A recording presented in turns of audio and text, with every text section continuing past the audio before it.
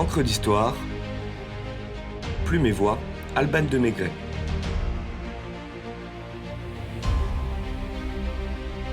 Alexandrie, Belle-Roque, Chassiron. Appel de phare.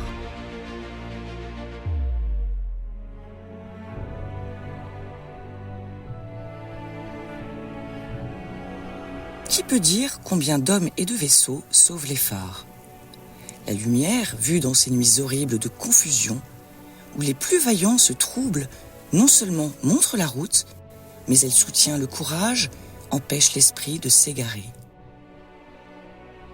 Le phare de Belle-Roque, au large de l'Écosse, ne dément pas la vocation salvatrice des tours à feu, ainsi décrite par Michelet dans La Mer en 1861.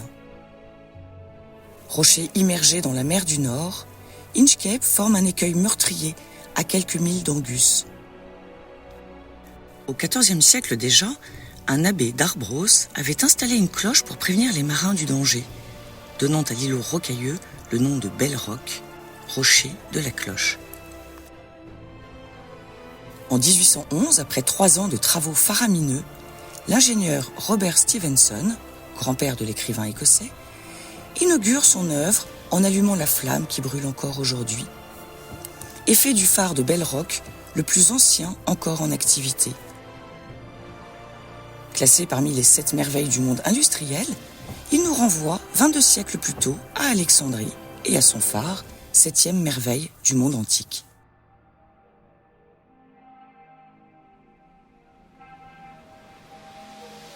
Chef-d'œuvre de l'Égypte hellénistique au IIIe siècle avant Jésus-Christ, le phare d'Alexandrie tire son nom de l'île de Pharos, sur laquelle il a été érigé sur ordre de Ptolémée Ier. Sans aucun doute le plus remarquable et le plus connu, il n'est pourtant pas le premier. Durant l'Antiquité, la mer assure presque exclusivement l'essor tant politique qu'économique des civilisations. Les navires trouvent dans les amers, naturels comme l'Etna ou le mont Athos, ou artificiels comme le temple de Poséidon au sommet du cap Sounion, des balises efficaces pour la navigation à vue. Pourtant, cette civilisation maritime n'est pas suffisante la nuit, et nos ancêtres, rendus amers par les trop fréquents naufrages, imaginent de construire des tours lumineuses. Si très peu ont survécu aux ravages du temps, la fameuse table de Peutinger, datant du XIIe siècle, atteste l'existence de nombreux fanaux antiques. La tour Sigé dans l'Hellespont, les tours d'Hercule à la Corogne, celle d'Hannibal en Andalousie, le phare de Leptis Magna près de Tripoli, les phares de Délos ou de Tassos en Grèce, d'Ostie, de Capri ou de Messine en Italie, la tour d'Ordre à Boulogne-sur-Mer, celle de Léandre en face de Byzance. Les phares avant le phare s'appellent donc des tours.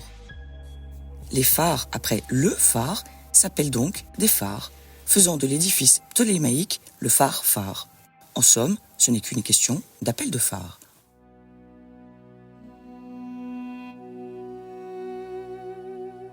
Dans la dangereuse mer du delta du Nil, qui est selon le géographe Strabon, remplie d'écueils, les uns affleurant au-dessus de l'eau, les autres invisibles, le phare d'Alexandrie se pose avant tout comme guide et protecteur des marins, ainsi qu'en témoigne l'inscription gravée par son architecte sous la statue monumentale de Zeus.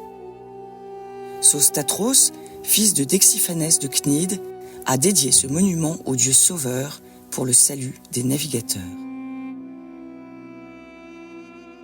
Mais il est bien plus que cela. Alors qu'Alexandrie rayonne comme la plus puissante métropole de la Méditerranée, le phare, par ses dimensions pharaoniques et son architecture éclatante, concentre toute la grandeur des successeurs d'Alexandre le Grand en Égypte. Supériorité politique, marchande, architecturale, mais aussi scientifique, avec son miroir qui reflète le foyer lumineux 50 km plus loin. Posidipos de Péla chante au IIIe siècle avant Jésus-Christ. La nuit, bien vite, au milieu des vagues, le marin apercevra le grand feu qui au sommet brûle et pourra courir droit sur la corne du Tauros. Et qui navigue dans ces parages ne saurait manquer, ô Protée, d'atteindre Zeus sauveur. En France, c'est surtout à partir du XVIIe siècle que l'on édifie des phares, tant pour répondre au développement de la marine marchande que pour baliser les ports militaires.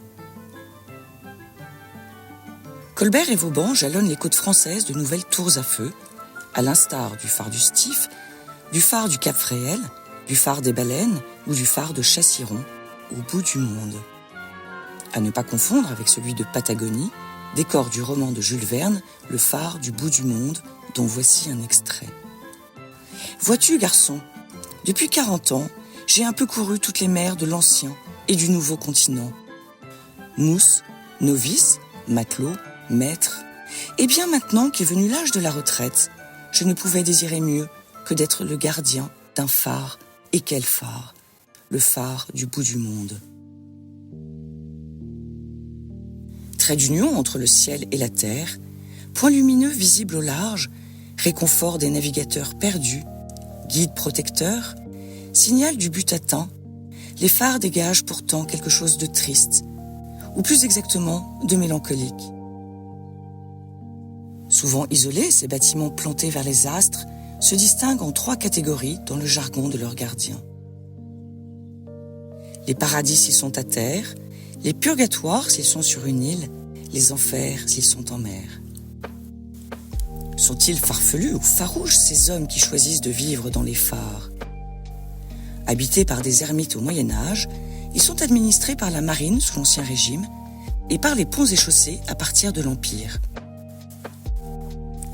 Sentinelles recluses, ayant pour seul compagnon les oiseaux qui viennent briser leurs ailes sur la lanterne, et pour écho à leurs pensées mystérieuses, le fracas des vagues et le ronflement du vent, les gardiens de phare allument et éteignent la lumière salutaire. C'est la consigne, comme le dirait Antoine de Saint-Exupéry dans Le Petit Prince. C'est la consigne. Quel fardeau porte-t-il? Quel secret cache-t-il? Quel espoir caresse-t-il pour se retrancher dans un abîme de solitude, comme ce Chaudal dans Conte cruel de Villiers de l'Isle-Adam? Et j'irai donc me retirer dans mon phare comme un rat dans un fromage. J'éclairerai les vaisseaux au loin, sur la mer, un phare. Cela vous a toujours l'air d'un décor. Je suis seul au monde, c'est l'asile qui décidément convient à mes vieux jours. À l'exception de Cordouan, dont l'État a délégué le gardiennage, l'automisation des phares a eu raison de la profession des gardiens. Les derniers ont quitté, non sans mélancolie, leur abri, laissant libre cours à notre rêverie sur la vie énigmatique et bienveillante des veilleurs de la mer.